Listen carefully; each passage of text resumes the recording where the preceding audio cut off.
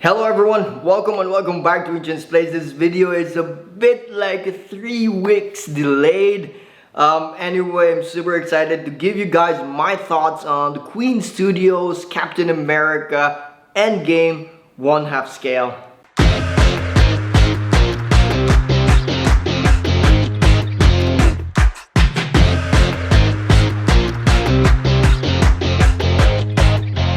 Let's start off with some details of this piece. It's a half-scale Captain America based on the Endgame scene where Captain America got the Mjolnir and he beat out the crap of Thanos. That part, it has an edition size of 699. The exclusive version, though, I'm not so sure what's the edition size. To be honest, do let me know, leave a comment down below, or is it something where it is just for the retailers, like a special edition, that kind of stuff. But either way, I also do love that broken shield.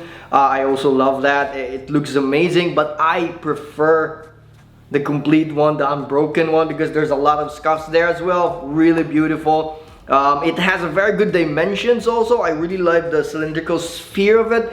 I think it has somehow like a 57, 52 cm kind of dimension, and then the height is like around 110 or something. Really love that. I love the museum pose. I love the presence as well. The details is phenomenal. So this piece is something I'm really eyeing as well. Let's start off with the base. The base is a bit plain. I do wish there was because the entire piece itself is, I would say, quite dark. It's very dark toned, which it should be because the end game, that part was quite dark. But I do wish that the base has somehow like additional colors, like ground, like browns and everything, a bit brighter, at least just to give like color there. But anyway, that's just nitpick for me. I love the texture there. I love the weathering there. There's this, I guess, like a Stark something at the back, rubbles. It's just that I love how big the real estate for the base is. I always love that. I prefer smaller real estates for statues. And yeah, I mean, the base is quite plain, and for me that's fine. Let's go up a bit further up in the legs. I love the like jeans looking pants. I thought that was like mixed media. Unfortunately, it's not. I'm not sure. After looking at it, seeing it, that I would want it to be a mixed media, but originally I thought it's a mixed media because it looks very realistic. I love it. I love the weathering, the texture, the different play. I wouldn't say separation of the different parts. I really love that. Very tactical looking, very realistic, depicting on the original in the movies. The boots are phenomenal. The details there are really good. I really love that. The weathering and all the brown, like dirt and all of that. I really love that part.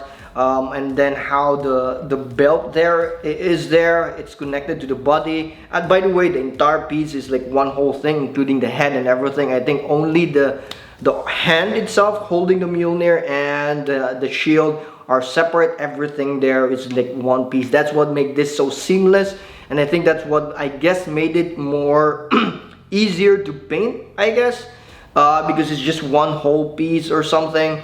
And then the consistency also of the colors are there. So anyway, going back to the lower part of the body, as I mentioned, the texture, the details, the shadows and highlights, the weathering are all there. Now let's go to the upper part of the body, which again I really thought is a mixed media. I literally touched it. It has a very beautiful texture feel. I love that. Very armory, and it has this beautiful weathering all around. I like those like different, I guess, scales or plates in his armor. I really love that. The texture in the white as well. The Mjolnir though has this weird tilt. I guess that's the only thing I saw when they pointed it out. Somehow like tilting like that. Like, oh, it is at first, but at first I didn't notice, to be honest. And then when I noticed it, I couldn't get it out from my head. The details in the Mjolnir is also pretty good, very accurate, I would say. A very nice texture and like very beautiful like form. All the details in the Mjolnir, the engravings there really beautiful. I really love that. What would have been nicer that they can light it up? I guess that would have been nicer. At least it would glow. I guess if you want to custom it, that would have been very nice, that it glows up. That's amazing. And then the other hand, where there is the shield, there is the complete shield, which I prefer because I just love that. And there's like a lot, that look where he's doing this, and then the shield, and there's like a lot of that scuff and everything, scratches, the weathering in the shield. I really love that. I'm also liking the broken one, but I would have preferred that there was no Mjolnir.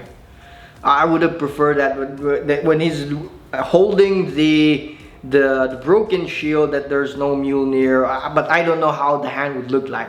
But the broken part, I would also prefer that I guess the broken sides would be a bit more, how do you call this, like sharper, because I don't think the shield would break that way, where it's like very smooth edges. I think it would be like very brittle when it breaks, and it has these pointy parts, like when it breaks like a ceramic or something like that, and it wouldn't be something like not pointy. I hope you know what I mean. But that's the only nitpick for me on that shield. As for the head, so there's a lot of debate when we look at it. Is it accurate, not accurate?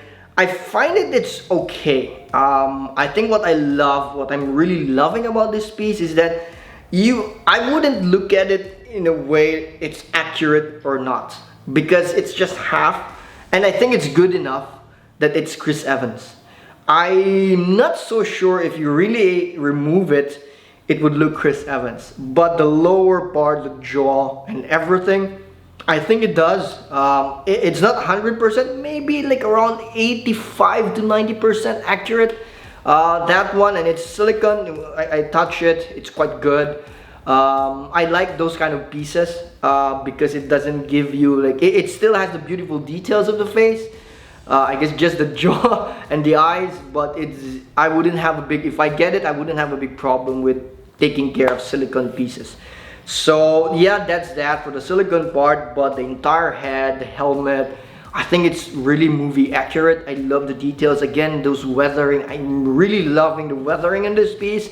It's quite dark, like it's really has went to like a battle, and I'm seeing that in this piece. That's why I really just love the weathering in this. I keep going back on that, but yeah, if you want to have this, I'm not so sure now 100% if it looks so good with a clean version of Iron Man, which I have, the Mark 7. That one is a bit clean. It looks very nice. When I put it together with this one is very dirty. And I love it. I do wish that there's more gravel also, like a bit more like dirt in this everywhere. There's a lot of like weathering, but it doesn't have a lot of dirt. That would have been nicer, because I remember when he's fighting with Thanos, like a lot of stuff like blowing and everything. That would have been better. So overall, I would say this piece is something I would definitely get. If having a chance to get it, I would definitely get it. I kind of regretted that I didn't get it, so maybe I make a deal with Mr. Collectors Ark on getting this piece, because I really want to pair Iron Man with this. So if I am going to get another half scale, this would be a very good candidate. It's just that I don't have the space now, but from the very beginning, I was really thinking about this. I just couldn't pull the trigger, but now seeing it in person, it looks beautiful. Anyway, those are my thoughts. I hope you learned something. I hope you liked the video also. And also visit Collectors Ark if you are here in Singapore, especially it's SGCC time. You can check out Collectors Ark gallery here. Visit, just call Randy or me, and then I can give you to Randy.